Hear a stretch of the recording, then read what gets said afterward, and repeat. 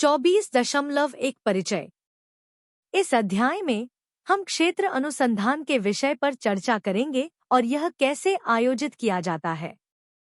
सामाजिक विज्ञान में क्षेत्र अनुसंधान का तात्पर्य लोगों के साथ उनकी प्राकृतिक सेटिंग में शामिल होने, उनका अवलोकन करने और एक विस्तारित अवधि में उनके जीवन के बारे में सामाजिक रूप से महत्वपूर्ण जानकारी एकत्र करने के कार्य से है।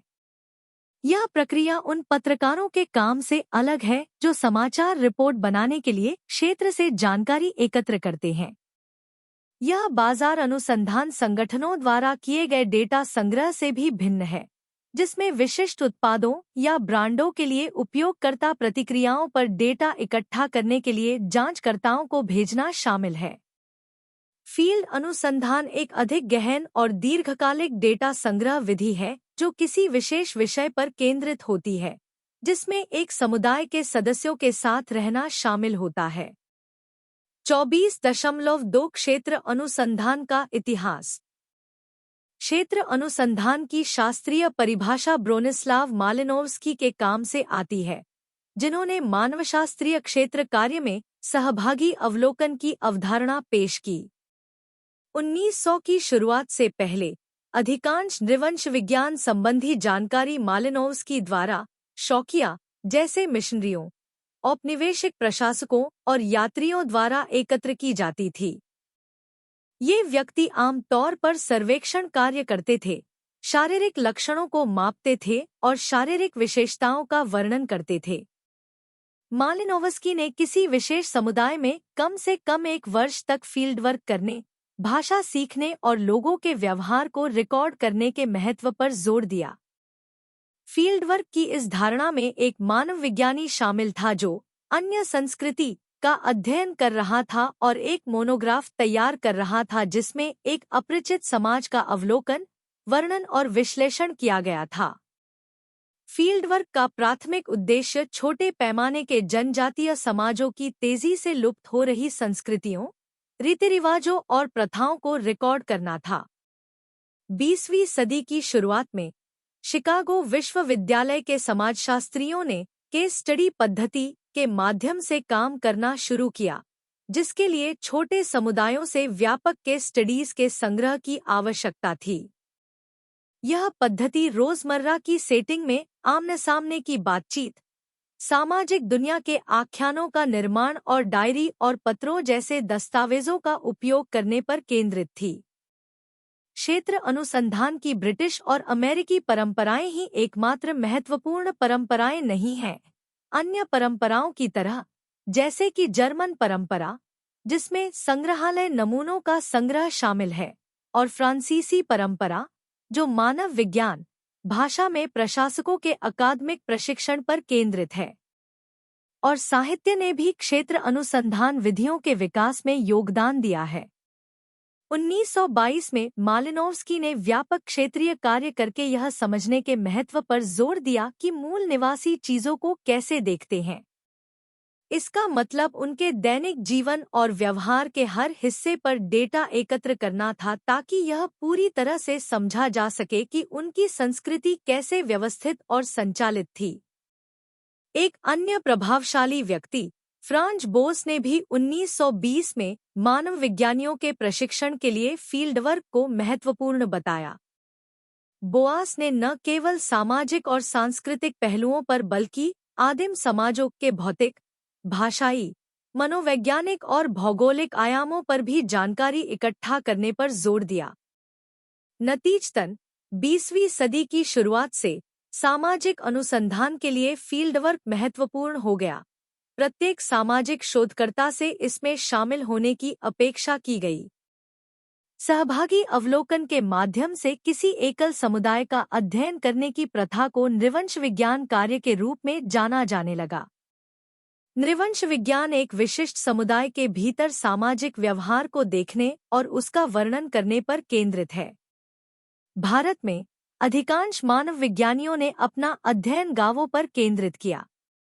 उदाहरण के लिए 1976 में श्रीनिवास का रामपुरा का अध्ययन क्षेत्र आधारित अनुसंधान का एक उल्लेखनीय उदाहरण है। समय के साथ उभरते सामाजिक राजनीतिक संदर्भों और सैद्धांतिक प्रगति के जवाब में फील्ड वर्क की प्रकृति में काफी बदलाव आया है। फील्ड वर्क अन्य संस्कृतियों के अध्ययन से स्वयं के अध्ययन की ओर, छोटे पैमाने की इकाइयों से बड़ी सामाजिक इकाइयों की ओर स्थानांतरित हो गया है। हालांकि क्षेत्र में जाने की अवधारणा सामाजिक वैज्ञानिकों के बीच लोकप्रिय बनी हुई है, लेकिन अब इसका तात्पर्य किसी बंधे हुए समुदाय का अध्ययन करना नहीं है। आजकल सामाजिक वैज्ञानिक न केवल गांवों, जातियों और जनजातियों का अध्ययन करते हैं, बल्कि सहकारी समितियों, गैर सरकारी संगठनों, सिनेमा, बाजारों, बेघरों, बच्चों और यहाँ तक कि साहित्य का भी अध्ययन करते हैं। सामाजिक वैज्ञानिक अब बहुस्थलीय क्षेत्र अनुसंधान करते हैं, मोनोग्राफ बनाते हैं, जो वास्तविकता पर विभिन्न दृष्टिकोणों पर विचार करते हैं। 24.3 नृवंश विज्ञान को समझना। नृवंश विज्ञान शब्द विशिष्ट मानव समूहों की संस्कृति और सामाजिक संरचना के विस्तृत विवरण को संदर्भित करता है। यह शोध की एक पद्धति है जहां विद्वान लोगों के दैनिक जीवन के सामाजिक पहलुओं को समझने के लिए उनके प्राकृतिक वातावरण में उनका अध्ययन करते हैं। इसमें गहन क्षेत्रीय कार्य और गुणात्मक अनुसंधान तकनीकें शामिल हैं, जैसे प्रतिभागी अवलोकन।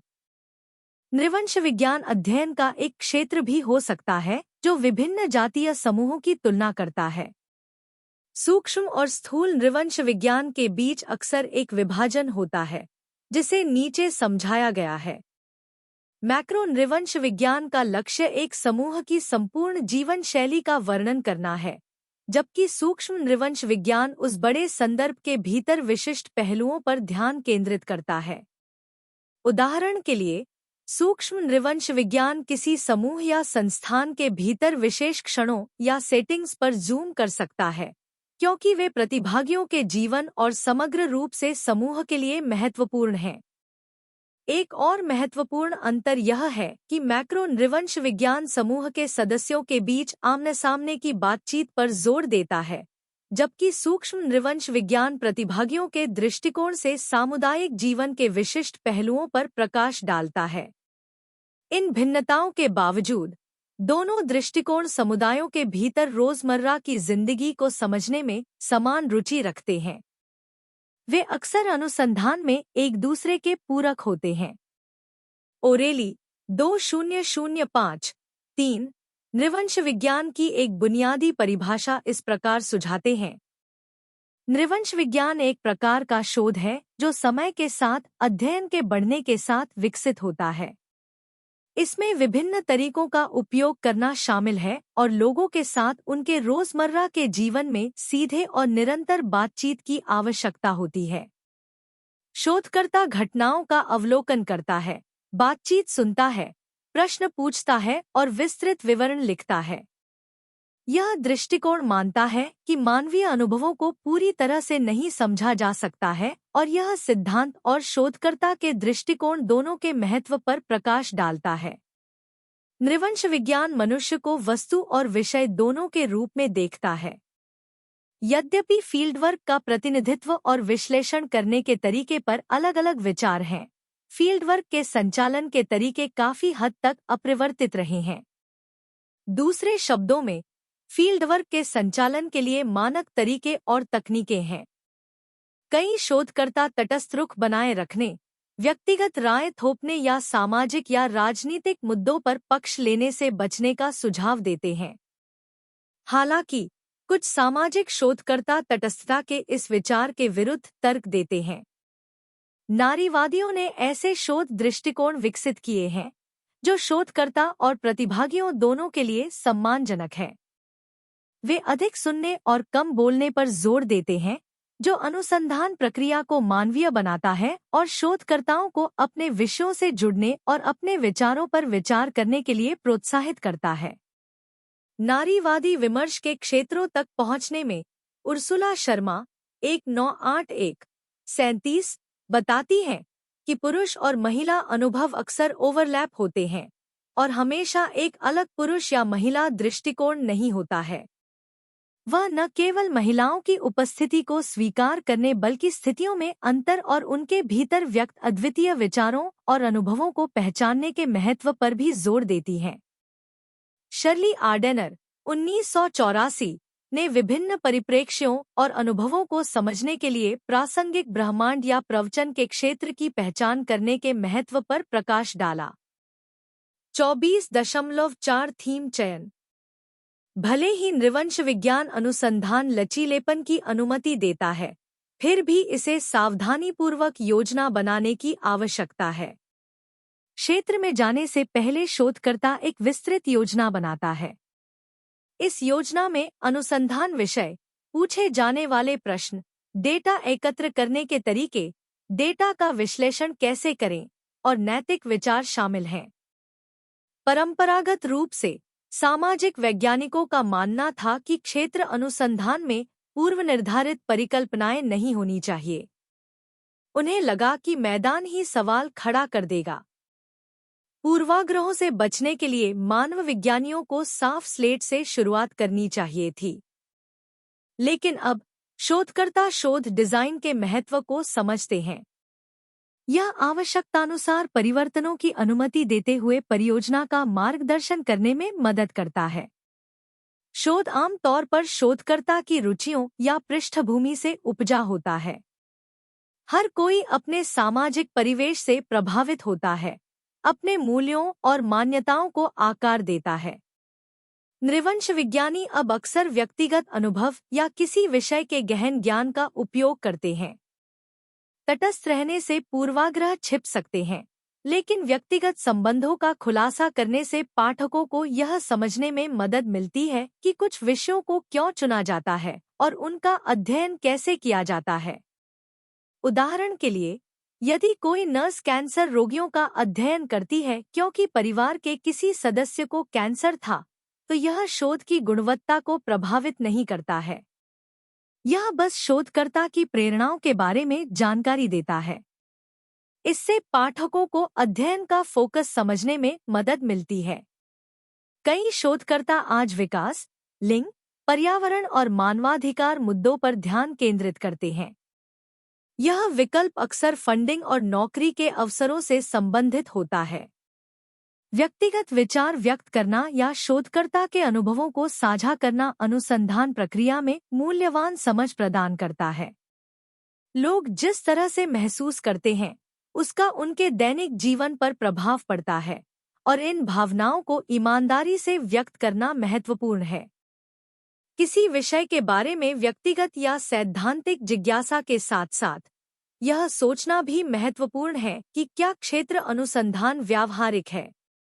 भारत के पूर्वोत्तर राज्यों जैसे स्थानों में उग्रवाद के कारण क्षेत्रीय अनुसंधान करना चुनौतीपूर्ण हो सकता है। इसी तरह बिहार और आंध्र प्रदेश के कुछ जिलों में नक्सली आंदोलन के कारण फील्डवर्क करना कठिन हो सकता है। चिंतन और कार्य 24.1 वी.के. श्रीवास्तव की संपादित पुस्तक मेट्रोलॉजी एंड फील्डवर्क में जेराल्ड डी बेरेमैन 2004 1571 से 190 द्वारा लिखित नृवंश विज्ञान और उत्पाद पर अध्याय 7 पढ़े। नृवंश विज्ञानियों के शिल्प पर एक संक्षिप्त नोट लिखें और अपने पढ़ने और नोट के आधार पर अपने शोध के विषय का एक अस्थायी चयन करें। विषय वस्तु के चयन के कारण बताएं तथा इसके सैद्धांतिक एवं व्यावहारिक दोनों पहलुओं को लगभग 500 शब्दों में समझाएं। नृवंश विज्ञानियों का शिल्प, नृवंश विज्ञान की कला और विज्ञान की खोज। नृवंश विज्ञान सामाजिक विज्ञान में एक पद्धतिगत दृष्टिकोण के रूप में व्यापक क्षेत्रीय कार्य के माध्यम से संस्कृतियों, समुदायों और सामाजिक घटनाओं का व्यवस्थित अध्ययन और व्याख्या शामिल है।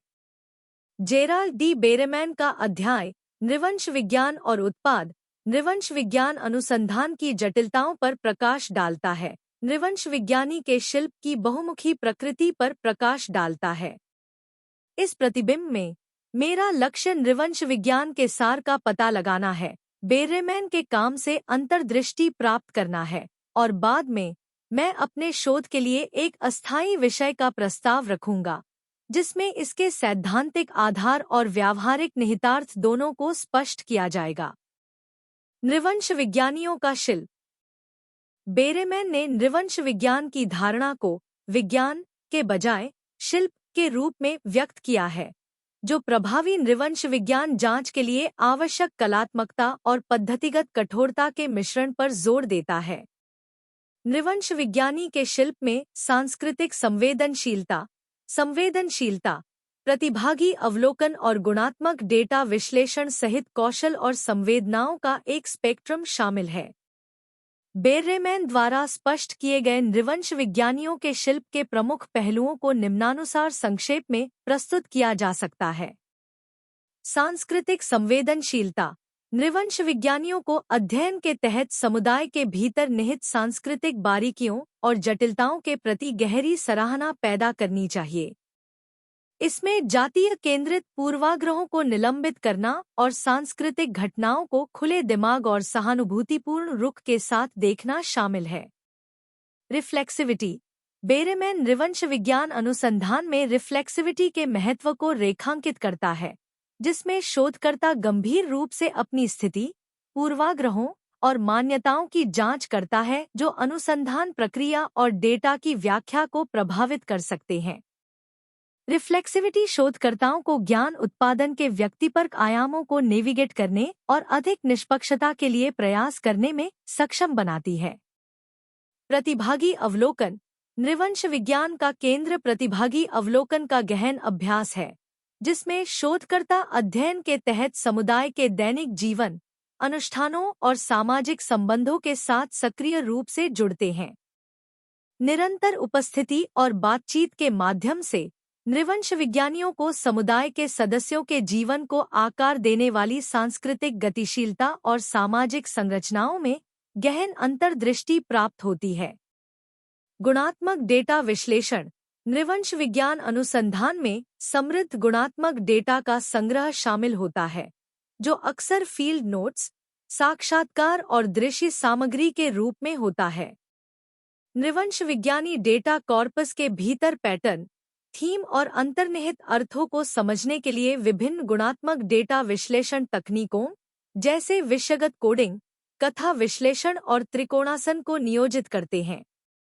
नृवंश विज्ञानी के शिल्प के बारे में बेरेमैन की अवधारणा पद्धतिगत कठोरता और व्याख्यात्मक लचीलेपन के बीच द्वंद्वात्मक परस्पर क्रिया को रेखांकित करती है, जिसमें शोधकर्ता व्यवस्थित जांच और स्थित समझ के बीच तनाव को दूर करते हैं। अनुसंधान विषय का अस्थायी चयन। नृवंश विज्ञान पर बेरेमैन की व्याख्या से प्राप्त अंतर्दृष्टि के आधार पर मैं अपने शोध प्रयास के लिए शहरी भारत में युवा उपसंस्कृति विषय का पता लगाने का प्रस्ताव करता हूँ। यह विषय युवा पहचान निर्माण की गतिशीलता और समकालीन सामाजिक मुद्दों को संबोधित करने में व्यावहारिक प्रासंगिकता को स्पष्ट करने में सैद्धांतिक महत्व रखता है। सैद्धांतिक पहलू। शहरी भारत में युवा उपसंस्कृतियों का अध्ययन सांस्कृतिक मानव विज्ञान और समाजशास्त्र के व्यापक प्रवचन के भीतर स्थित है, जो युवा पहचान, सांस्कृतिक प्रथाओं और प्रतिरोध के तरीकों के सामाजिक निर्माण पर केंद्रित है। उपसंस्कृति, पहचान निर्माण और वैश्वीकरण के सिद्धांतों पर आधारित यह शोध शहरी युवा संस्कृतियों के भीतर वैश्विक प्रभावों और स्थानीय अभिव्यक्तियों के बीच जटिल अंतर्संबंध को उजागर करना चाहता है। व्यावहारिक पहलू। शहरी भारत में युवा उपसंस्कृतियों की जांच युवा अपराध, उपभोग पैटर्न और सामाजिक सक्रियता सहित विभिन्न सामाजिक घटनाओं को समझने और संबोधित करने के लिए व्यावहारिक निहितार्थ रखती है।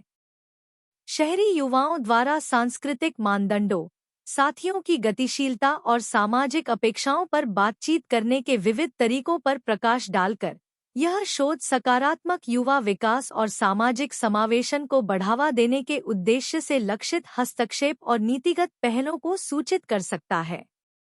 निष्कर्ष में नृवंश विज्ञान एक गतिशील और बहुआयामी पद्धतिगत दृष्टिकोण के रूप में उभरता है, जो सांस्कृतिक व्याख्या की कलात्मकता को व्यवस्थित जांच की कठोरता के साथ मिश्रित करता है।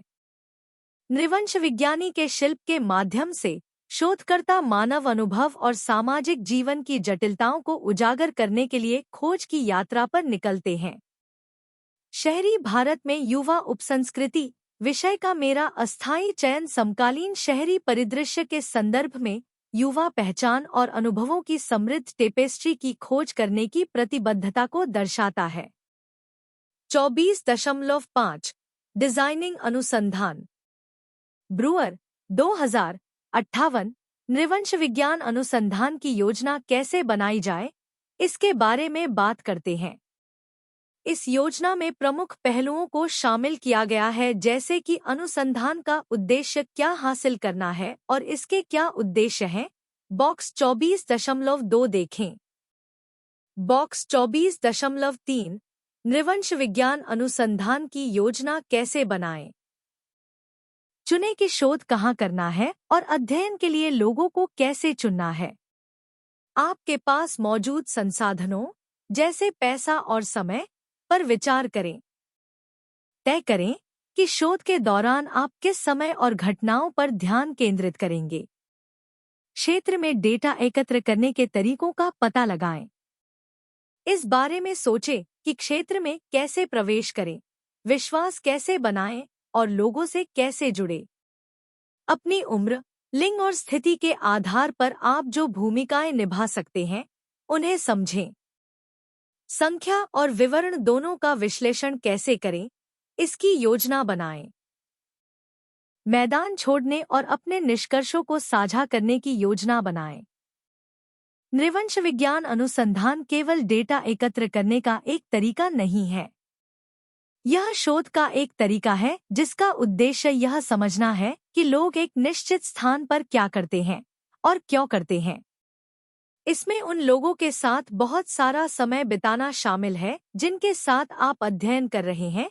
ब्रूअर 2059 शोधकर्ता आमतौर पर एक सामान्य विचार के साथ शुरुआत करते हैं कि उनकी रुचि किसमें है।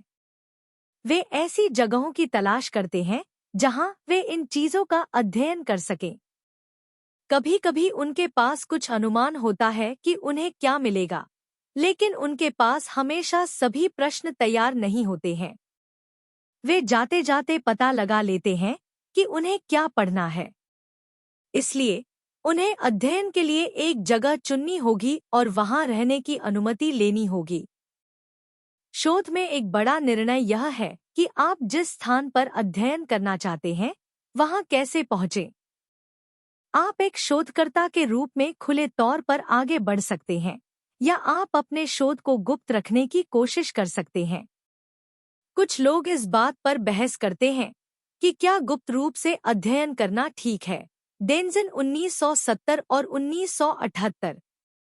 साथ ही अध्ययन करने की जगह पर होने से वह जगह किसी तरह से बदल सकती है। 24.5 डिजाइनिंग अनुसंधान ब्रूअर 2058 नृवंश विज्ञान अनुसंधान की योजना कैसे बनाई जाए, इसके बारे में बात करते हैं। इस योजना में प्रमुख पहलुओं को शामिल किया गया है, जैसे कि अनुसंधान का उद्देश्य क्या हासिल करना है और इसके क्या उद्देश्य हैं। बॉक्स 24.2 देखें। बॉक्स 24.3 नृवंश विज्ञान अनुसंधान की योजना कैसे बनाएं। चुने की शोध कहाँ करना है और अध्ययन के लिए लोगों को कैसे चुनना है। आपके पास मौजूद संसाधनों जैसे पैसा और समय पर विचार करें। तय करें कि शोध के दौरान आप किस समय और घटनाओं पर ध्यान केंद्रित करेंगे। क्षेत्र में डेटा एकत्र करने के तरीकों का पता लगाएं। इस बारे में सोचें कि क्षेत्र में कैसे प्रवेश करें, विश्वास कैसे बनाएं और लोगों से कैसे जुड़े। अपनी उम्र, लिंग और स्थिति के आधार पर आप जो भूमिकाएं निभा सकते हैं, उन्हें समझें। संख्या और विवरण दोनों का विश्लेषण कैसे करें, इसकी योजना बनाएं। मैदान छोड़ने और अपने निष्कर्षों को साझा करने की योजना बनाएं। नृवंश विज्ञान अनुसंधान केवल डेटा एकत्र करने का एक तरीका नहीं है। यह शोध का एक तरीका है जिसका उद्देश्य यह समझना है कि लोग एक निश्चित स्थान पर क्या करते हैं और क्यों करते हैं। इसमें उन लोगों के साथ बहुत सारा समय बिताना शामिल है जिनके साथ आप अध्ययन कर रहे हैं। ब्रूअर 2059। शोधकर्ता आमतौर पर एक सामान्य विचार के साथ शुरुआत करते हैं कि उनकी रुचि किसमें है। वे ऐसी जगहों की तलाश करते हैं जहां वे इन चीजों का अध्ययन कर सकें। कभी कभी उनके पास कुछ अनुमान होता है कि उन्हें क्या मिलेगा, लेकिन उनके पास हमेशा सभी प्रश्न तैयार नहीं होते हैं। वे जाते जाते पता लगा लेते हैं कि उन्हें क्या पढ़ना है। इसलिए उन्हें अध्ययन के लिए एक जगह चुननी होगी और वहां रहने की अनुमति लेनी होगी। शोध में एक बड़ा निर्णय यह है कि आप जिस स्थान पर अध्ययन करना चाहते हैं वहां कैसे पहुंचें। आप एक शोधकर्ता के रूप में खुले तौर पर आगे बढ़ सकते हैं, या आप अपने शोध को गुप्त रखने की कोशिश कर सकते हैं। कुछ लोग इस बात पर बहस करते हैं कि क्या गुप्त रूप से अध्ययन करना ठीक है। डेंजन 1970 और 1978। साथ ही अध्ययन करने की जगह पर होने से वह जगह किसी तरह से बदल सकती है। इस प्रकार का सामाजिक शोध जानकारी इकट्ठा करने के लिए विभिन्न तरीकों का उपयोग करता है, जैसे लोगों को देखना, उनसे गहराई से बात करना, व्यक्तिगत कागजात देखना और लोगों के बात करने के तरीके का विश्लेषण करना। क्योंकि यह शोध कई तरीकों का उपयोग करता है, यह ट्रायंगुलेशन नामक कुछ का उपयोग करता है। यह शब्द 1970 में डेंजन द्वारा बनाया गया था। शोधकर्ताओं को यह तय करने की आवश्यकता है कि वे जिस स्थान पर अध्ययन कर रहे हैं उसमें वे कैसे शामिल होंगे। क्या वे सिर्फ देखेंगे, थोड़ा सा शामिल होंगे, देखेंगे भाग लेते समय, या पूरी तरह से भाग लें। डेटा इकट्ठा करने का अर्थ है अध्ययन किए जा रहे स्थान पर हर दिन क्या होता है, इसे ध्यान से देखना, सुनना और नोट करना। फिर इन अवलोकनों को डेटा में व्यवस्थित किया जाता है।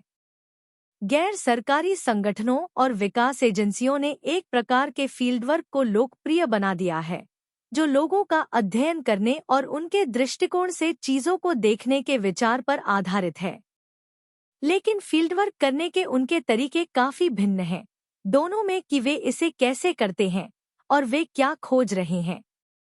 एनजीओ कार्यकर्ताओं द्वारा किया जाने वाला फील्डवर्क अक्सर परियोजनाओं पर केंद्रित होता है और इसे जल्दी से पूरा करना होता है। इसलिए वे डेटा एकत्र करने के तेज तरीके लेकर आए हैं। भले ही वे लोग क्या करते हैं इसके सभी छोटे विवरण नहीं पकड़ पाते। उनकी मुख्य रुचि विशिष्ट प्रकार के डेटा प्राप्त करने और उसका वर्णन करने में है। इस प्रकार के कार्य को सहभागी ग्रामीण मूल्यांकन, पीआरए, तीव्र ग्रामीण मूल्यांकन, आरआरए इत्यादि जैसे विभिन्न नामों से जाना जाता है। हम इन तकनीकों के बारे में बाद में अधिक बात करेंगे। यह ध्यान रखना महत्वपूर्ण है कि ये रणनीतियां विशिष्ट लक्ष्यों के लिए डिजाइन की गई हैं और नृवंश विज्ञान की तरह ज्ञान की इच्छा से प्रेरित नहीं है। फील्ड तक पहुंच प्राप्त करना। इससे पहले कि शोधकर्ता अपना काम शुरू करें, उन्हें सावधानीपूर्वक क्षेत्र में प्रवेश करना होगा। यह क्षेत्र के प्रकार और शोधकर्ता की पृष्ठभूमि जैसे कारकों पर निर्भर करता है।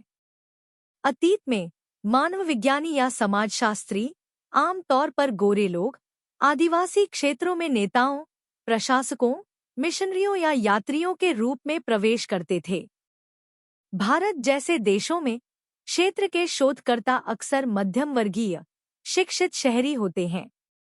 क्षेत्र में प्रवेश कितना सफल हो सकता है, इसमें नस्ल, जाति, जातीयता, उम्र और लिंग भी भूमिका निभाते हैं। लीला दुबे 1975 बताती हैं कि अपने करियर में अलग अलग समय पर अध्ययन करने वाले लोगों के साथ संबंध बनाते समय लिंग, वैवाहिक स्थिति, उम्र और सामाजिक स्थिति जैसी चीजें उनके लिए कैसे महत्वपूर्ण थी। क्षेत्र में प्रवेश करते समय गलतियां करना एक शोधकर्ता की सफलता को नुकसान पहुंचा सकता है। उचित प्रवेश से क्षेत्र के लोगों के साथ संबंध बनाना आसान हो जाता है। जो लोग मैदान के प्रवेश बिंदुओं पर महत्व रखते हैं, उन्हें द्वारपाल के रूप में जाना जाता है। प्रवेश पाने के लिए शोधकर्ताओं को औपचारिक और अनौपचारिक दोनों कनेक्शनों का उपयोग करने की आवश्यकता है। पिछले परिचित और अनुसंधान संस्थानों या प्रायोजकों के परिचय पत्र मददगार हो सकते हैं। प्रायोजकों की प्रतिष्ठा और द्वारपालों का समर्थन विश्वसनीयता स्थापित कर सकता है। हालांकि शोधकर्ताओं को यह याद रखना चाहिए कि उनका व्यवहार उनकी प्रतिष्ठा को प्रभावित करता है। मैदान में प्रवेश करने से पहले द्वारपालों से अनुमति न लेने से समस्याएं हो सकती हैं। साथ ही मैदान छोड़ते समय शोधकर्ताओं को द्वारपालों को सूचित करना चाहिए। पूरे समुदाय का अध्ययन करते समय समान सामाजिक पृष्ठभूमि वाले लोगों के बीच प्रवेश पाना सबसे आसान होता है, लेकिन समान स्तर के सभी संपर्क समान रूप से मूल्यवान नहीं होते हैं। शुरुआत में शोधकर्ता नेताओं की पहचान करने की कोशिश करते हैं, उम्मीद करते हैं कि वे उपयोगी संपर्क और अनौपचारिक सहायता प्रदान करेंगे। एक बार जब प्रमुख लोग शोधकर्ता को स्वीकार कर लेते हैं, तो वे उन तरीकों से भाग लेना शुरू कर सकते हैं जो एक सकारात्मक व्यक्तिगत पहचान स्थापित करते हैं, जिससे उन्हें अपने शुरुआती कनेक्शन से आगे जाने की अनुमति मिलती है। प्रोजेक्ट की शुरुआत के दौरान जब आप लोगों के साथ संबंध बना रहे हों, तो यह औपचारिक रूप देना बुद्धिमानी नहीं है कि आप काम कैसे करेंगे। एक बार जब आप एक अच्छा सोशल नेटवर्क बना लेते हैं, तो आप सीधे पूछे बिना भी जानकारी एकत्र कर सकते हैं। जब आप पहली बार संभावित प्रतिभागियों से मिलते हैं, तो उन्हें सहज महसूस कराना, उनका विश्वास हासिल करना और आपके शोध में शामिल होने के लिए उनकी रुचि जगाना महत्वपूर्ण है। दोस्तों और परिवार के साथ जुड़ने से स्वीकार्यता आसान हो सकती है, लेकिन खुद को एक समूह से बहुत करीब बांधने से आपकी स्वतंत्रता सीमित हो सकती है। लोग आम तौर पर यह पता लगाने की कोशिश करते हैं कि आप समाज में कहाँ फिट बैठते हैं। आपका स्थान उन लोगों के अनुकूल होना चाहिए जिनका आप अध्ययन कर रहे हैं। उदाहरण के लिए, आप केवल उच्च या निम्न सामाजिक स्थिति से ही पहचान नहीं कर सकते। गहन अध्ययन के लिए आपके पास एक संतुलित दृष्टिकोण होना चाहिए। हालांकि सभी को समान रूप से अच्छी तरह से जानना असंभव है। स्थानीय लोगों के पूछने पर अपनी पृष्ठभूमि के बारे में ईमानदार रहने से अच्छा प्रभाव पड़ सकता है और उनकी स्वीकृति प्राप्त हो सकती है। कार्यक्षेत्र में आपको एक मिलनसार बाहरी व्यक्ति की तरह व्यवहार करना चाहिए, जिससे सभी को सहज महसूस हो। पहला दिन महत्वपूर्ण है। आप अपना परिचय दें और बताएं कि आप वहां क्यों हैं, इस बात का ध्यान रखते हुए कि संदेह न पैदा हो। जैसे जैसे आप क्षेत्र में समय बिताते हैं, आप लोगों को जानने लगते हैं। यह महत्वपूर्ण है कि किसी का पक्ष न लें, किसी को अपमानित न करें या उनके जीवन के तरीके को बाधित न करें। आप बड़े परिवर्तन करने के लिए नहीं हैं। आप वहां जीवन के एक अलग तरीके का अवलोकन करने, अनुभव करने और उसका विश्लेषण करने के लिए हैं। आप न तो क्रांतिकारी हैं और न ही मिशनरी, आप बस सीखने और समझने के लिए वहां हैं। अपनी भूमिका में अच्छा प्रदर्शन करने के लिए एक शोधकर्ता को उन लोगों के साथ अच्छा संबंध बनाना चाहिए जिनका वह अध्ययन कर रहा है। इसमें उनके साथ रहना और उनके परिवेश को जानना शामिल है। यह दिखाना महत्वपूर्ण है कि वे भरोसेमंद हैं और उनकी अच्छी प्रतिष्ठा है।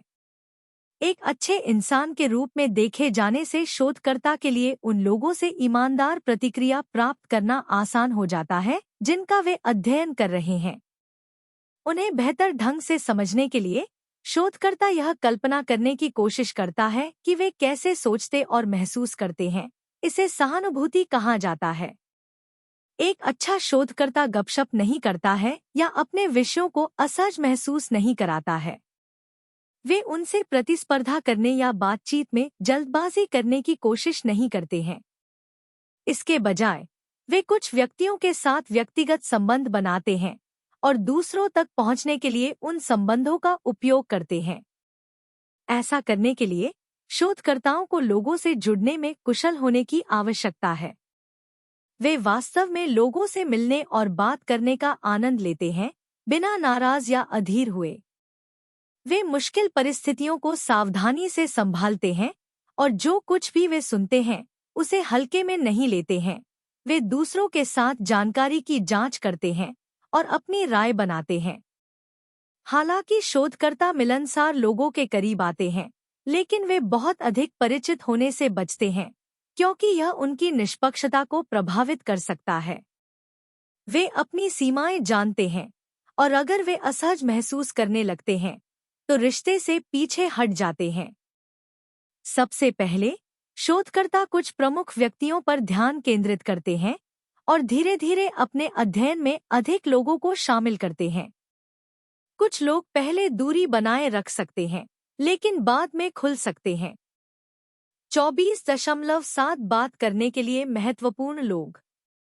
आपसे मिलने वाले सभी लोग समान रूप से मददगार नहीं होते हैं। शुरुआत करते समय शोधकर्ता ऐसे नेताओं को ढूंढने का प्रयास करते हैं जो उन्हें दूसरों से मिलवा सकें और उनके काम का समर्थन कर सकें।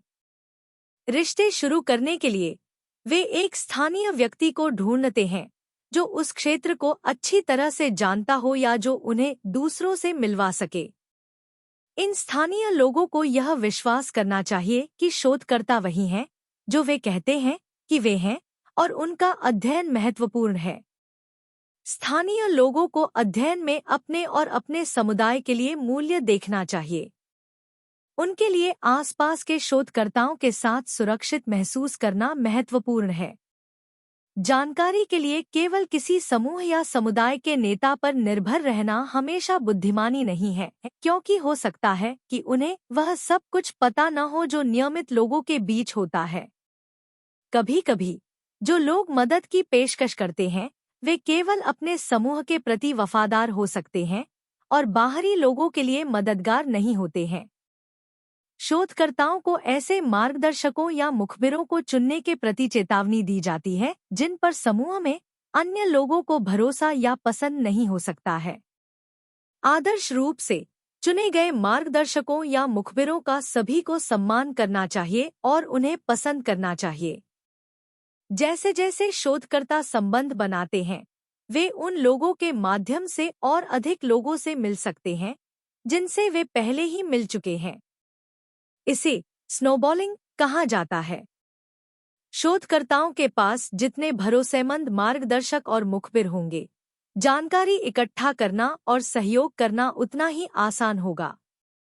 समय के साथ शोधकर्ता समुदाय में परिचित चेहरे बन जाते हैं और वे अधिक आसानी से संबंध बना सकते हैं। चिंतन और क्रिया 24.2 अपने शोध के विषय के आधार पर एक शोध डिजाइन तैयार करें और तय करें कि आप क्षेत्र में कैसे प्रवेश पाना चाहते हैं और प्रमुख सूचनादाताओं की पहचान करने की दृष्टि से वहां के लोगों से संपर्क करें। एक संक्षिप्त नोट लिखें और उसमें निम्नलिखित विवरण शामिल करें। 1. मेरे शोध का डिजाइन। 2. मैं इस क्षेत्र में कैसे प्रवेश पाऊंगा। 3. मैं प्रमुख मुखबिरों की पहचान कैसे करूंगा। शीर्षक: भारत में ग्रामीण समुदायों पर डिजिटल साक्षरता पहल के प्रभाव की खोज। 1. मेरे शोध का डिजाइन। परिचय: डिजिटल साक्षरता पहल ने भारत में विशेष रूप से ग्रामीण क्षेत्रों में महत्वपूर्ण गति प्राप्त की है, जिसका उद्देश्य डिजिटल विभाजन को पाटना और समुदायों को सशक्त बनाना है। इस शोध का उद्देश्य भारत में ग्रामीण समुदायों पर ऐसी पहलों की प्रभावशीलता और प्रभाव का पता लगाना है। चुनौतियों, सफलताओं और सुधार के क्षेत्रों को समझकर यह अध्ययन ग्रामीण संदर्भों के अनुरूप डिजिटल साक्षरता कार्यक्रमों को बढ़ाने में योगदान देना चाहता है। अनुसंधान प्रश्न: ग्रामीण भारत में लागू मौजूदा डिजिटल साक्षरता पहल क्या है? ग्रामीण समुदायों पर डिजिटल साक्षरता पहल के कथित प्रभाव क्या हैं? डिजिटल साक्षरता कार्यक्रमों तक पहुंचने और उनसे लाभ उठाने में ग्रामीण समुदायों को किन चुनौतियों का सामना करना पड़ता है? कौन सी रणनीतियां ग्रामीण क्षेत्रों में डिजिटल साक्षरता पहल की प्रभावशीलता में सुधार कर सकती हैं? कार्यप्रणाली। 1. अनुसंधान दृष्टिकोण। यह अध्ययन डिजिटल साक्षरता पहल के संबंध में ग्रामीण समुदायों के अनुभवों, धारणाओं और चुनौतियों के बारे में गहन जानकारी प्राप्त करने के लिए गुणात्मक अनुसंधान दृष्टिकोण अपनाएगा। बी. डेटा संग्रह के तरीके। साक्षात्कार, सरकारी अधिकारियों, एनजीओ प्रतिनिधियों, शिक्षकों और सामुदायिक नेताओं सहित डिजिटल साक्षरता पहल को लागू करने में शामिल हितधारकों के साथ अर्धसंरचित साक्षात्कार आयोजित किए जाएंगे। फोकस समूह चर्चा। एफजीडी का आयोजन ग्रामीण समुदायों के उन सदस्यों के साथ किया जाएगा जिन्होंने डिजिटल साक्षरता कार्यक्रमों में भाग लिया है, ताकि उनके दृष्टिकोण और अनुभवों को समझा जा सके। दस्तावेज विश्लेषण। प्रासंगिक दस्तावेज जैसे कार्यक्रम रिपोर्ट, नीति दस्तावेज और अकादमिक साहित्य का संदर्भ और पूरक जानकारी प्रदान करने के लिए विश्लेषण किया जाएगा। सी. नमूनाकरण। उद्देश्यपूर्ण नमूनाकरण। ग्रामीण क्षेत्रों में डिजिटल साक्षरता पहल में शामिल प्रमुख मुखबिरों को विविध दृष्टिकोणों का प्रतिनिधित्व सुनिश्चित करने के लिए जानबूझकर चुना जाएगा। स्नोबॉल नमूनाकरण। प्रतिभागियों को अन्य व्यक्तियों को संदर्भित करने के लिए कहा जाएगा जिनके पास मूल्यवान अंतर्दृष्टि हो सकती है, जो अतिरिक्त प्रमुख मुखबिरों की पहचान में सहायता कर सकती है। डी. डेटा विश्लेषण। एकत्रित डेटा से आवर्ती विषयों, पैटर्न और अंतर्दृष्टि की पहचान करने के लिए विषयगत विश्लेषण को नियोजित किया जाएगा, जिससे शोध प्रश्नों की खोज में सुविधा होगी। 2. मैं इस क्षेत्र में कैसे प्रवेश पाऊंगा? डिजिटल साक्षरता पहल में लगे ग्रामीण समुदायों के क्षेत्र में प्रवेश पाने के लिए सावधानीपूर्वक योजना और संबंध निर्माण रणनीतियों की आवश्यकता होती है। निम्नलिखित चरण मेरे दृष्टिकोण को रेखांकित करते हैं। 1. संपर्क स्थापित करना। प्रारंभ में मैं ग्रामीण क्षेत्रों में डिजिटल साक्षरता कार्यक्रमों को लागू करने में शामिल संबंधित संगठनों, जैसे सरकारी एजेंसियों, गैर सरकारी संगठनों और समुदाय आधारित संगठनों तक पहुंचूंगा। मैं अपना परिचय दूंगा, अपने शोध का उद्देश्य बताऊंगा और उनके काम को समझने में अपनी रुचि व्यक्त करूंगा। बी. संबंध बनाना। क्षेत्र में प्रवेश पाने के लिए हितधारकों के साथ विश्वास और तालमेल बनाना आवश्यक है। मैं हितधारकों के साथ बातचीत करने और उनके काम में अपनी वास्तविक रुचि प्रदर्शित करने के लिए डिजिटल साक्षरता पहल से संबंधित सामुदायिक कार्यक्रमों, कार्यशालाओं और बैठकों में भाग लूंगा। अनौपचारिक बातचीत में शामिल होने और सक्रिय रूप से उनके अनुभवों को सुनने से संबंध स्थापित करने में मदद मिल सकती है। सी. अनुमतियां मांगना। किसी भी शोध गतिविधियों का संचालन करने से पहले मैं संबंधित अधिकारियों से आवश्यक अनुमतियां मांगूंगा, जिसमें यदि लागू हो तो विश्वविद्यालय की शोध आचार समिति से नैतिक मंजूरी प्राप्त करना और प्रतिभागियों से सहमति प्राप्त करना शामिल है। डी. द्वारपालों के साथ सहयोग करना। द्वारपाल, जैसे कि स्थानीय समुदाय के नेता या परियोजना समन्वयक, परिचय, सिफारिशें और तार्किक सहायता प्रदान करके क्षेत्र में प्रवेश की सुविधा प्रदान कर सकते हैं। मैं डिजिटल साक्षरता पहल में शामिल समुदायों और व्यक्तियों तक पहुंच प्राप्त करने के लिए द्वारपालों के साथ सहयोग स्थापित करने का प्रयास करूंगा। ए. सहभागी अवलोकन। सहभागी अवलोकन में स्वयं को समुदाय में विसर्जित करना, गतिविधियों में सक्रिय रूप से भाग लेना और बातचीत और गतिशीलता का प्रत्यक्ष अवलोकन करना शामिल है। ग्रामीण क्षेत्रों में समय बिताकर जहां डिजिटल साक्षरता कार्यक्रम लागू हैं, मैं पहल के संदर्भ, चुनौतियों और बारीकियों की गहरी समझ हासिल कर सकता हूं। 3. मैं मुख्य मुखबिरों की पहचान कैसे करूंगा? अनुसंधान उद्देश्यों के लिए प्रासंगिक विविध दृष्टिकोण और अंतर्दृष्टि एकत्र करने के लिए प्रमुख सूचनादाताओं की पहचान करना महत्वपूर्ण है।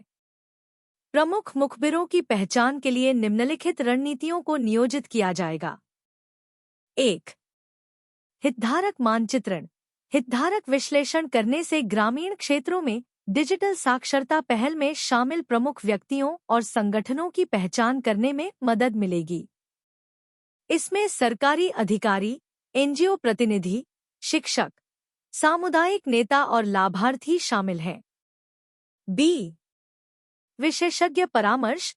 डिजिटल साक्षरता और ग्रामीण विकास के क्षेत्र में विशेषज्ञों के साथ परामर्श करने से उन प्रमुख मुखबिरों की पहचान करने में मदद मिल सकती है जिनके पास मूल्यवान अंतर्दृष्टि और विशेषज्ञता है।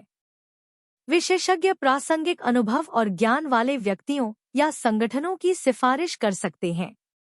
सी, नेटवर्किंग और रेफरल।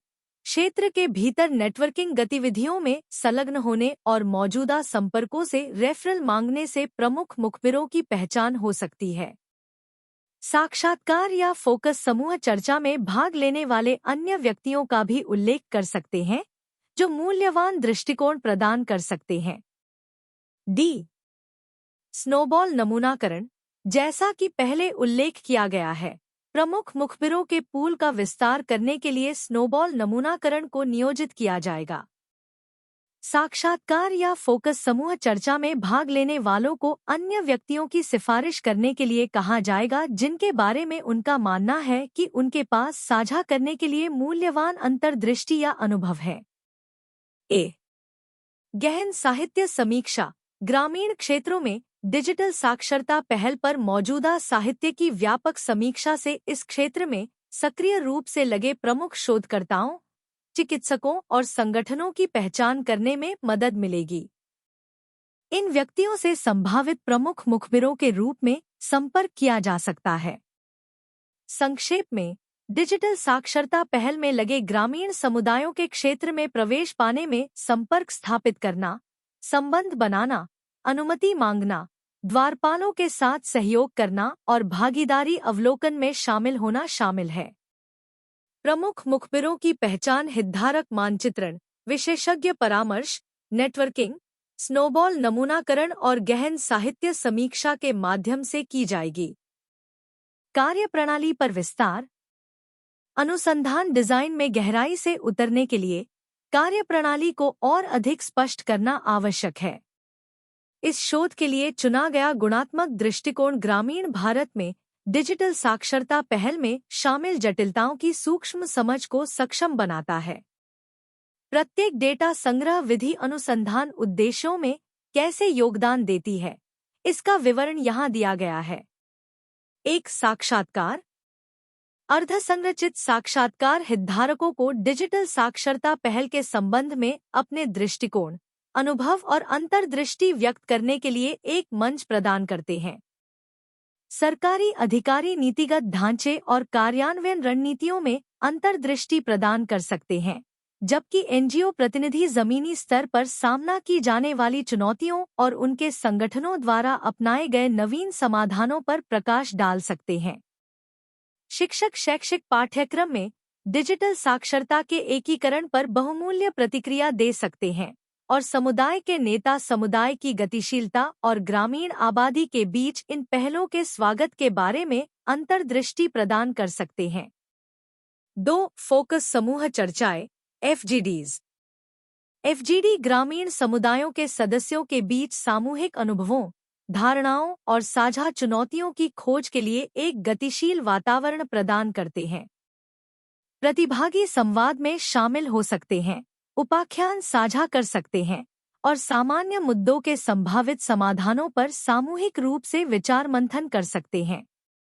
एफजीडी सामाजिक गतिशीलता, सांस्कृतिक बारीकियों और समुदाय विशिष्ट चुनौतियों की खोज की अनुमति देते हैं जो व्यक्तिगत साक्षात्कार में सामने नहीं आ सकती हैं। इसके अतिरिक्त एफजीडी सामुदायिक सशक्तिकरण की भावना को बढ़ावा देते हुए प्रतिभागियों के बीच सहकर्मी सीखने और आपसी सहयोग को बढ़ावा देते हैं। 3, दस्तावेज विश्लेषण। दस्तावेज विश्लेषण निष्कर्षों को प्रासंगिक बनाने और साक्षात्कार और एफजीडी के माध्यम से एकत्र किए गए डेटा को त्रिकोणीय बनाने के लिए एक पूरक विधि के रूप में कार्य करता है।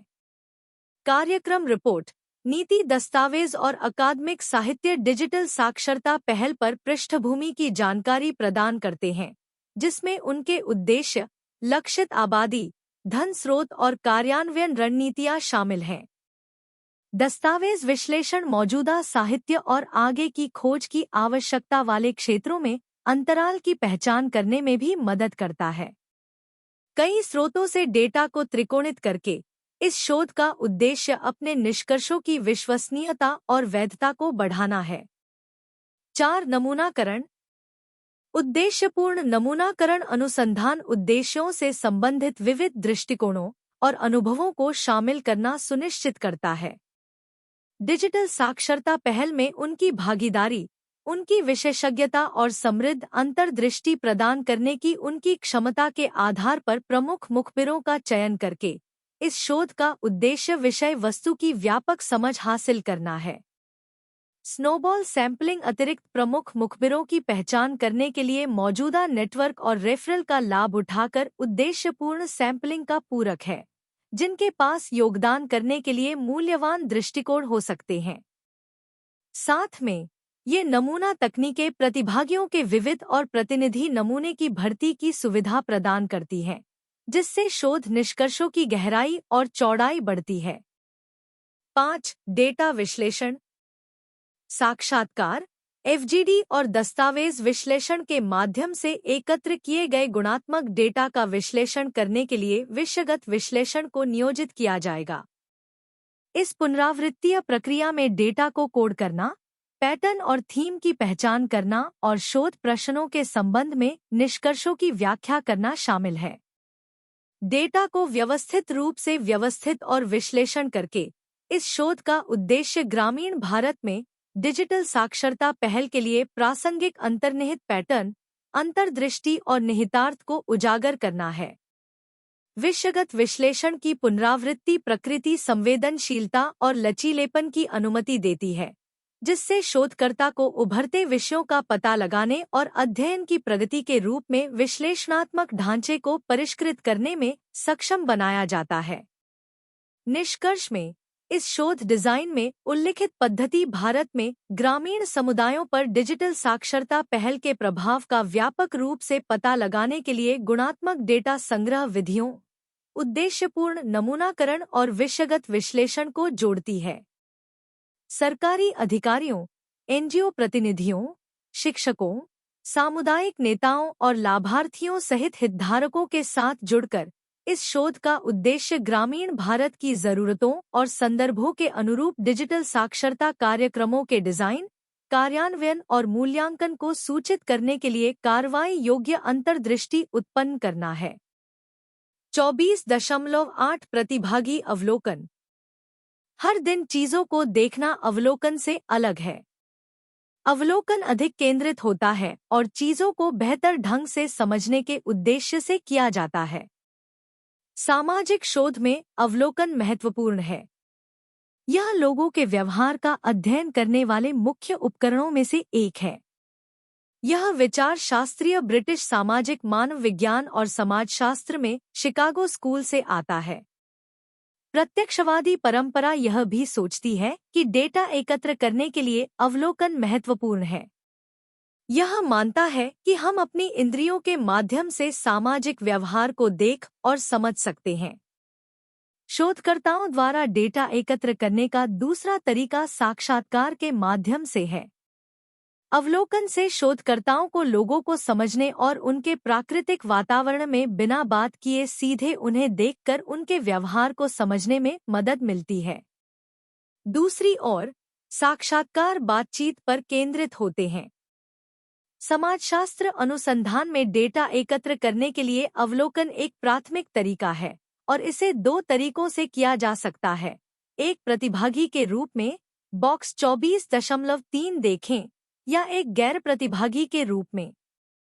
जिन शोधकर्ताओं को लोगों से सीधे बातचीत करने की आवश्यकता नहीं है, वे गैर प्रतिभागी अवलोकन का उपयोग करते हैं।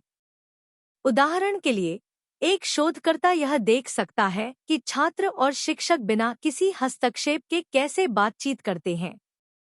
ऐसा करने के लिए वे एक अवलोकन अनुसूची का पालन करते हैं, जो देखने के लिए विशिष्ट व्यवहारों को सूचीबद्ध करता है। जटिल सामाजिक परिस्थितियों में गैर प्रतिभागी अवलोकन अधिक उपयोगी होता है। अर्ध प्रतिभागी अवलोकन नामक एक शब्द भी है, जिसका अर्थ है कि पर्यवेक्षक आंशिक रूप से सामाजिक गतिविधियों में भाग लेता है।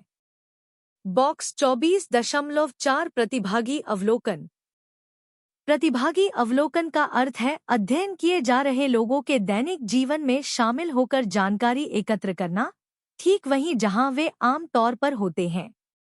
एक शोधकर्ता लोगों को देखता है, सुनता है और उनसे बात करता है ताकि यह समझ सके कि वे चीजों को कैसे समझते हैं, वे चीजों को क्या सामाजिक अर्थ देते हैं और वे क्या करते हैं। इस पद्धति के पीछे का विचार यह पता लगाना है कि लोग क्या सोचते हैं, क्या करते हैं और क्या कहते हैं। शोधकर्ता उन लोगों के दैनिक जीवन का हिस्सा होने के अपने अनुभवों को भी सामने लाते हैं जिनका वे अध्ययन कर रहे हैं। मूल रूप से प्रतिभागी अवलोकन, जैसा कि मालिनोव्स्की द्वारा समझाया गया है, के लिए शोधकर्ता को लोगों से दूरी बनाए रखने और उनके कार्यों का विश्लेषण करने की आवश्यकता होती है। लेकिन आजकल अधिक व्यक्तिपरक विचार, जैसे कि क्लिफोर्ड गिर्ड्स, सुझाव देते हैं कि शोधकर्ता स्वयं प्रतिभागी अवलोकन में डेटा एकत्र करने का मुख्य उपकरण है। मालिनोव्स्की ने अवलोकन और विवरण को अलग अलग कार्यों के रूप में देखा, जबकि गिर्ड्स का मानना था कि व्याख्या अवलोकन और विवरण को जोड़ती है। मालिनोव्स्की ने सकारात्मक दृष्टिकोण का पालन करते हुए अध्ययन किए जा रहे लोगों के सामाजिक जीवन और चीजों से अलग रहने के महत्व पर जोर दिया। दूसरी ओर, गिर्ड्स के लिए नृवंश विज्ञान कार्य में समृद्ध विवरण प्रदान करना शामिल है, जिसका उद्देश्य यह समझना है कि लोग अपने कार्यों के बारे में क्या मतलब रखते हैं, सोचते हैं और कहते हैं। इस दृष्टिकोण में समझ सामाजिक जीवन का हिस्सा बनने और उसमें सक्रिय रूप से भाग लेने से आती है। नृवंश विज्ञानी को एक अंदरूनी और एक बाहरी व्यक्ति होने के बीच संतुलन बनाने के लिए विशिष्ट व्यक्तिगत गुणों को विकसित करने की आवश्यकता होती है। बर्गेस के अनुसार इन गुणों में दूसरों के जीवन और गतिविधियों में शामिल होने, उनकी भाषा और अर्थ को समझने, कार्यों और वार्तालापों को याद रखने और विभिन्न सामाजिक सेटिंग्स में विभिन्न व्यक्तियों के साथ बातचीत करने की क्षमता शामिल है। ब्रुअर का कहना है कि सामाजिक विज्ञान सहभागी अवलोकन का उपयोग दो तरीकों से करता है, यह समझने के लिए कि इसमें रहने वाले लोगों को दुनिया कैसी दिखती है और लोगों द्वारा बनाई गई रोजमर्रा की धारणाओं को उजागर करना। सामाजिक विज्ञान में पारंपरिक दृष्टिकोण में सामाजिक समूहों या विशिष्ट क्षेत्रों का भीतर से अध्ययन करना शामिल है। हालांकि 1960 के दशक में नृवंश विज्ञान जैसे विकास और अंतःक्रियावाद के नए रूपों ने लोगों द्वारा उपयोग किए जाने वाले रोजमर्रा के तरीकों और प्रथाओं में रुचि जगाई है, जैसे कि वे कैसे बातचीत का आयोजन करते हैं या काम और अवकाश गतिविधियों सहित विभिन्न सेटिंग्स में निर्णय लेते हैं। चिंतन और क्रिया 24.3 इग्नू के छात्रों और केंद्र के बीच बातचीत के स्तर पर जानकारी उत्पन्न करने के लिए अपने अध्ययन केंद्र में केवल 1 महीने की अवधि के लिए प्रतिभागी पर्यवेक्षक की भूमिका निभाएं। एक प्रतिभागी पर्यवेक्षक के रूप में अपने अनुभव के आधार पर प्रतिभागी अवलोकन की कला पर 500 शब्दों का एक निबंध लिखें। अपने अध्ययन केंद्र में अन्य 0002 शिक्षार्थियों के निबंधों के साथ अपने निबंध का आदान प्रदान करें और अपने आसपास की सामाजिक वास्तविकता को समझने के लिए जानकारी इकट्ठा करने के साधन के रूप में एक दूसरे के अनुभव प्रतिभागी अवलोकन पर चर्चा करें। शीर्षक: प्रतिभागियों के अवलोकन की परतों का अनावरण, सामाजिक वास्तविकताओं को समझने की यात्रा। परिचय: प्रतिभागी अवलोकन एक गुणात्मक अनुसंधान पद्धति है जिसमें शोधकर्ता खुद को उस वातावरण में डुबो देता है जिसका वे अध्ययन कर रहे हैं, दैनिक गतिविधियों और बातचीत में सक्रिय रूप से भाग लेते हैं और साथ ही अवलोकन और नोट्स भी लेते हैं। इग्नू, इंदिरा गांधी राष्ट्रीय मुक्त विश्वविद्यालय के छात्र के रूप में मुझे 1 महीने के लिए अपने अध्ययन केंद्र में प्रतिभागी पर्यवेक्षक बनने का काम सौंपा गया था। इस अनुभव ने न केवल इग्नू के छात्रों और केंद्र के बीच बातचीत के स्तर की अंतर्दृष्टि प्रदान की, बल्कि मुझे प्रतिभागियों के अवलोकन की कला की पेचीदगियां भी सिखाईं। इस निबंध में मैं सहभागी अवलोकन की बारीकियों पर प्रकाश डालता हूँ, अपने स्वयं के अनुभव से सीखता हूँ और सामाजिक वास्तविकता को समझने के लिए एक उपकरण के रूप में इसकी प्रभावशीलता पर विचार करता हूँ। विसर्जन प्रक्रिया। शुरुआत में एक भागीदार पर्यवेक्षक बनने के लिए विसर्जन और अलगाव के बीच एक नाजुक संतुलन की आवश्यकता होती है। मुझे बातचीत के प्राकृतिक प्रवाह को बाधित किए बिना अध्ययन केंद्र की गतिविधियों में खुद को एकीकृत करना था। इसका मतलब अवलोकन का रुख बनाए रखते हुए कक्षाओं, समूह चर्चाओं और अनौपचारिक समारोहों में भाग लेना था। प्रारंभ में इसमें घुलना मिलना एक चुनौती थी, क्योंकि मैं एक प्रतिभागी और एक पर्यवेक्षक दोनों के रूप में अपनी दोहरी भूमिका के प्रति सचेत था। हालांकि समय के साथ मैंने पाया कि मैं पर्यावरण की गतिशीलता के प्रति अधिक अभ्यस्त हो गया हूँ, जिससे मुझे एक विश्लेषणात्मक दृष्टिकोण बनाए रखते हुए निर्बाध रूप से संलग्न होने की अनुमति मिली। अवलोकन और नोट लेना। प्रतिभागी अवलोकन के केंद्र में गहन अवलोकन और सावधानीपूर्वक नोट लेने का कार्य है। प्रत्येक बातचीत, चाहे मौखिक हो या गैर मौखिक, अध्ययन केंद्र के सामाजिक तानेबाने को उजागर करने में महत्व रखती थी। छात्रों और संकाय के बीच की गतिशीलता से लेकर ब्रेक के दौरान अनौपचारिक बातचीत तक, प्रत्येक क्षण ने समुदाय के मानदंडों, मूल्यों और रिश्तों में मूल्यवान अंतर्दृष्टि प्रदान की। जैसा कि मैंने देखा, मैंने विस्तृत नोट्स बनाए, जिसमें न केवल जो कहा गया था, बल्कि संदर्भ, भावनाओं और अंतर्निहित शक्ति की गतिशीलता को भी शामिल किया गया। ये नोट्स मेरी समझ का आधार बन गए, जिससे मुझे अध्ययन केंद्र के भीतर सामाजिक वास्तविकता का पुनर्निर्माण और विश्लेषण करने की अनुमति मिली। नैतिक प्रतिपूर्ति।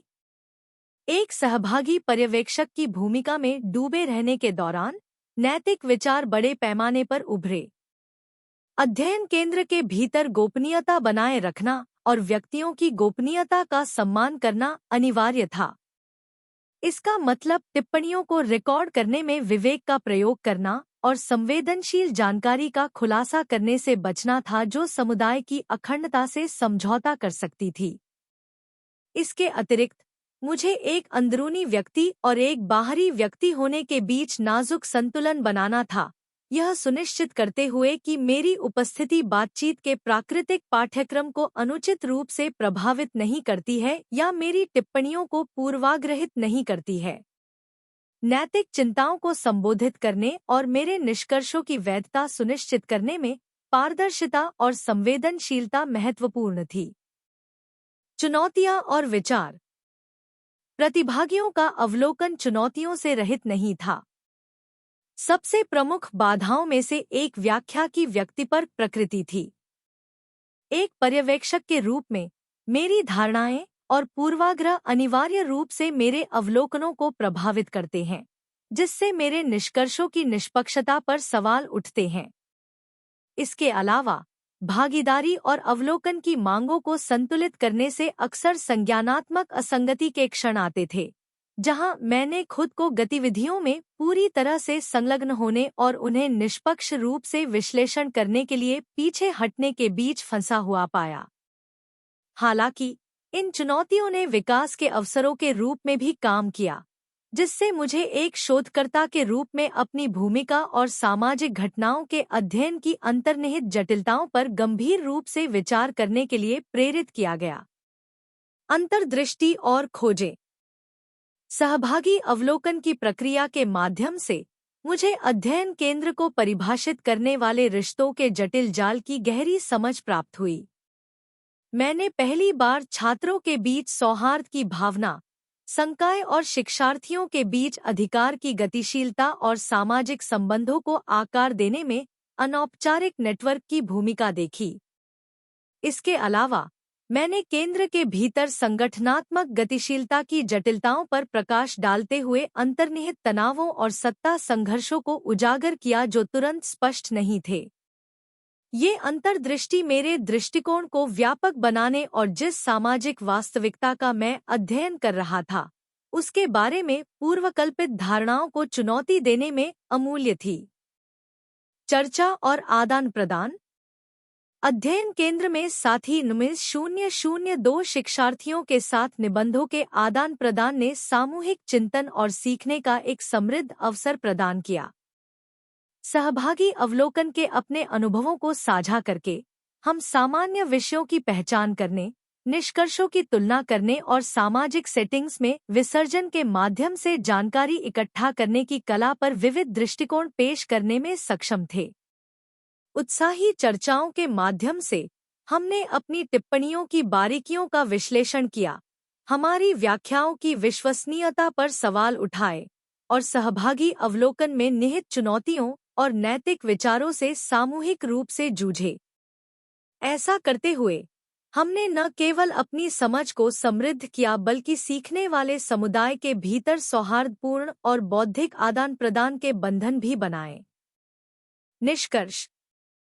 अंत में, प्रतिभागी अवलोकन एक बहुआयामी प्रक्रिया है जो विसर्जन और अलगाव, गहन अवलोकन और आलोचनात्मक प्रतिबिंब दोनों की मांग करती है। अपने अध्ययन केंद्र में एक प्रतिभागी पर्यवेक्षक के रूप में मैंने खोज की यात्रा शुरू की, एक समय में एक बातचीत के माध्यम से सामाजिक वास्तविकता की जटिलताओं को उजागर किया। सूक्ष्म अवलोकन, नैतिक विचारों और चिंतनशील जुड़ाव के माध्यम से मैंने अनुसंधान प्रक्रिया की जटिलताओं को पार किया और संगठनात्मक सेटिंग्स के भीतर मानव व्यवहार को आकार देने वाली गतिशीलता की गहरी समझ के साथ उभर कर आया। अंततः सहभागी अवलोकन छिपी हुई सच्चाइयों को उजागर करने और हमारे चारों ओर मौजूद सामाजिक परिदृश्यों को उजागर करने के लिए एक शक्तिशाली उपकरण के रूप में कार्य करता है। निष्कर्ष। अध्याय 24 ने आपको क्षेत्र अनुसंधान के बड़े विषय से परिचित कराया है। सामाजिक दुनिया के बारे में जानने और समझाने के लिए समाजशास्त्रियों और मानव विज्ञानियों के लिए इस प्रकार का शोध महत्वपूर्ण है। हमने क्षेत्र अनुसंधान के इतिहास पर संक्षेप में गौर किया और नृवंश विज्ञान के बारे में बात की। हमने इस बात पर भी चर्चा की कि शोध विषय कैसे चुनें, शोध योजना कैसे बनाएं और क्षेत्र में कैसे प्रवेश करें। हमने समझाया कि सहभागी पर्यवेक्षक होने का क्या मतलब है और क्षेत्र में एकत्र किए गए डेटा का विश्लेषण करते समय यह अनुभव कैसे मदद करता है। यह संपूर्ण परिचय अध्याय 25 में क्षेत्र अनुसंधान विधियों पर चर्चा के लिए मंच तैयार करता है, जिस पर हम आगे चर्चा करेंगे।